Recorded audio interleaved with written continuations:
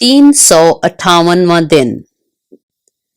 पुराने अहदनामा में से आज की तलावत नहमिया की किताब, उसका पहला बाब, पहली आयत से लेकर दूसरे बाब की 20वीं आयत तक।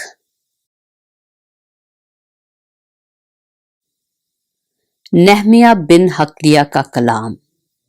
20वें बरस कसीलू के महीने में जब मैं कसरे सोसन में था, तो ऐसा हुआ कि हनानी, जो मेरे भाइयों में से एक है, और चंद आदमी यहूदा से आए, और मैंने उनसे उन यहूदियों के बारे में जो बच निकले थे और असीरों में से बाकी रहे थे और यरूशलेम के बारे में पूछा।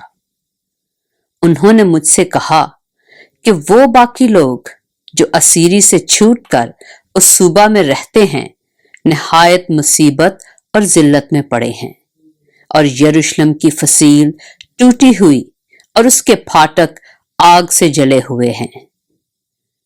जब मैंने ये बातें सुनी तो बैठकर रोने लगा और कई दिनों तक मातम करता रहा और रोजा रखा और आसमान के खुदा के हजूर दुआ की और कहा, ऐ खुदावंद आसमान के खुदा, खुदाए अजीम व मुहीब, जो उनके साथ जो तुझसे मोहब्बत रखते और तेरे हुक्मों को मानते हैं, अहद और फजल को कायम रखता है, मैं तेरी मिन्नत करता हूं कि तू कान लगा और अपनी आंखें खुली रख, ताकि तू अपने बंदा की उस दुआ को सुने जो मैं अब रात दिन तेरे हजूर तेरे बंदों बनी इस्राएल के लिए करता हूं, और बनी इस्राएल की खताओं को जो हमने तेरे बरखिलाफ की मान लेता हूं। और मैं और मेरे आबाई खानदान दोनों ने गुनाह किया है, हमने तेरे खिलाफ बड़ी बदी की है, और उन हुक्मों और आयन और फरमानों को जो तूने अपने बंदा मूसा को दिए नहीं माना। मैं तेरी मिन्नत करता हूं कि अपने उस कौल को याद कर जो तूने अपने बंदा मूसा को फरमाया कि अगर तुम नाफरमानी करो तो मैं तुमको कौमों में तितर बितर करूंगा, पर अगर तुम मेरी तरफ फिर कर मेरे हुक्मों को मानो और उन पर अमल करो, तो गो तुम्हारे आवारागर्द आसमान के किनारों पर भी हों, मैं उनको वहां से इकट्ठा करके उस मुकाम में पहुंचाऊंगा जिसे मैंने चुन लिया है, ताकि अपना नाम वहां रखूं। वो तो तेरे बंदे और तेरे लोग हैं, जिनको तूने अपनी बड़ी कुदरत और कवी हाथ से छुड़ाया है।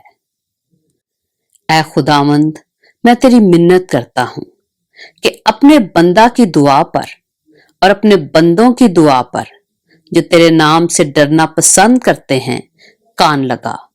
और आज मैं तेरी मिन्नत करता हूं, अपने बंदा को कामयाब कर और इस शख्स के सामने उस पर फजल कर। मैं तो बादशाह का साकी था। नहमिया की किताब, उसका दूसरा बाब। अरतख्शश्ता बादशाह के 20वें बरस निसान के महीने में जब मैं उसके आगे थी, तो मैंने मैं उठाकर बादशाह को दी, और इससे पहले मैं कभी उसके हुजूर उदास नहीं हुआ था। सो बादशाह ने मुझसे कहा, तेरा चेहरा क्यों उदास है, बावजूद के तू बीमार नहीं है? बस ये दिल के गम के सिवा और कुछ ना होगा। तब मैं बहुत डर गया और मैंने बादशाह से कहा कि बादशाह हमेशा जीता रहे। मेरा चेहरा उदास क्यों ना हो, जबकि वो शहर जहां मेरे बाप दादा की कब्रें हैं उजाड़ पड़ा है और उसके फाटक आग से जले हुए हैं। बादशाह ने मुझसे फरमाया, किस बात के लिए तेरी दरखास्त है? तब मैंने आसमान के खुदा से दुआ की।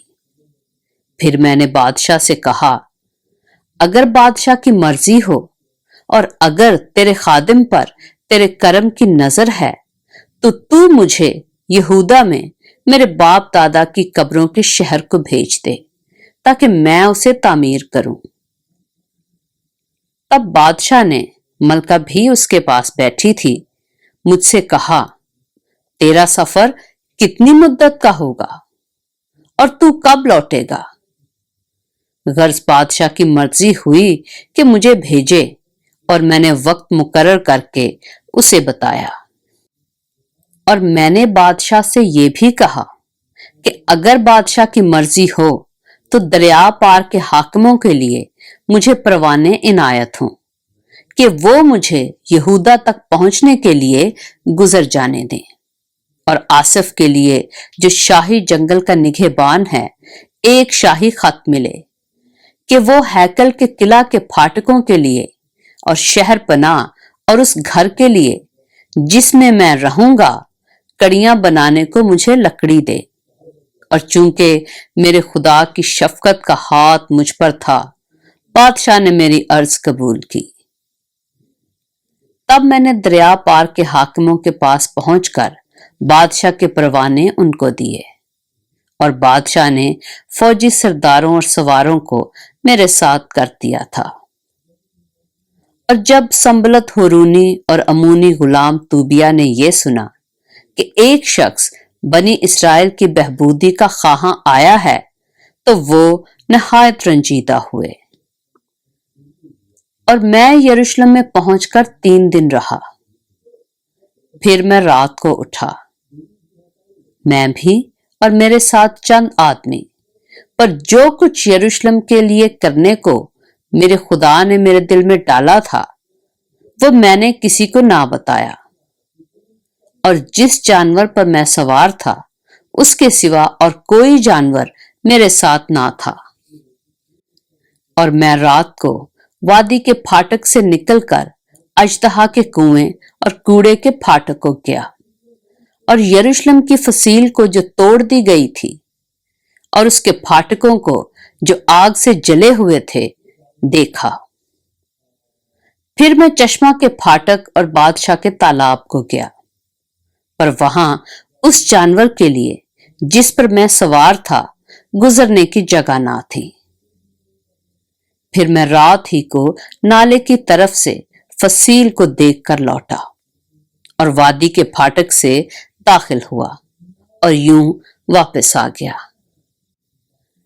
और हाकिमों को मालूम ना हुआ कि मैं कहां कहां गया या मैंने क्या क्या किया। और मैंने उस वक्त तक ना यहूदियों, ना काहिनों, ना अमीरों, ना हाकिमों, ना बाकियों को जो कारगुजार थे कुछ बताया था। तब मैंने उनसे कहा, तुम क्या देखते हो कि हम कैसी मुसीबत में हैं कि यरूशलेम उजाड़ पड़ा है और उसके फाटक आग से जले हुए हैं। आओ हम यरूशलेम की फसील बनाएं ताकि आगे को हम जिल्लत का निशान ना रहें। और मैंने उनको बताया कि खुदा की शफकत का हाथ मुझ पर कैसे रहा और ये कि बादशाह ने मुझसे क्या क्या बातें कही थी। उन्होंने कहा, हम उठकर बनाने लगे। सो इस अच्छे काम के लिए उन्होंने अपने हाथों को मजबूत किया। पर जब संबलत होरूनी और अमूनी गुलाम तूबिया और अरबी जशम ने यह सुना तो वो हमको ठट्ठों में उड़ाने और हमारी हकारत करके कहने लगे, तुम ये क्या काम करते हो? क्या तुम बादशाह से बगावत करोगे? तब मैंने जवाब देकर उनसे कहा, आसमान का खुदा वही हमको कामयाब करेगा। इसी सबब से हम जो उसके बंदे हैं उठकर तामीर करेंगे, लेकिन यरूशलेम में तुम्हारा ना तो कोई हिस्सा, ना हक, ना यादगार है। पाक कलाम के पढ़े और सुने जाने पर खुदावंद की बरकत हो।